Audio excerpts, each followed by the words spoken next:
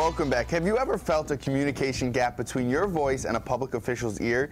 In order to bridge that gap, Dr. Peggy Brooks Bertram has decided to harness the community's voice in the forms of letters to the superintendent and publish those as a permanent reflection of those thoughts and opinions. Joining us today is Dr. Peggy Brooks Bertram, editor of Letters to a Superintendent, and student Alexis Stover, who wrote an article for this book. So Peggy, let's get right into it. How did you come up with this idea? Well, I had started going to a series of community forums that Say Yes was having, and I was a little bit struck at the lack of turnout and thought that there was another way that maybe we could encourage the community to participate more. And also because I had been involved in a previous book project called Go Tell Michelle, African American Women Write to the First Lady. And that was a very successful book. It originated here in Buffalo. Did that with a friend of mine, a colleague. And, you know, so that worked, and women all over the world wrote, and that was fantastic. And I thought that maybe this could work again also in Buffalo, asking people to to write a letter to the new superintendent and ask them to express their hopes, dreams, and aspirations. Now, Alexis, as a student, how important is it to you to make sure that your voice is heard during this process?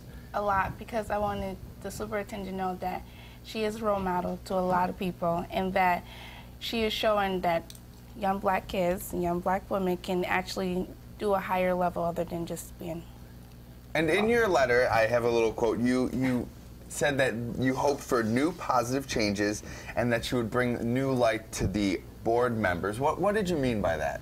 Like more ideas, more from a woman's perspective, not a man's perspective. Like she'll think of the kids first other than us last. And then, Peggy, you know, with this transition year period, how important is that people out in the public of Buffalo gets their opinion? Do you think it's going to factor in on this sort of transition year period?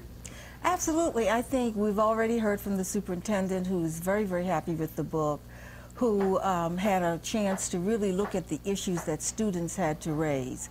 The students were very honest and very candid, whether they were students in the immigrant students or refugee students, and those students did respond, whether they were students who were detained at the Erie County Detention Center but were Buffalo City School students, or whether they were parents of the students. And she listened very carefully and thinks it's very valuable. And then really quick, just tell us where we can get a hold of the book or where we can find it.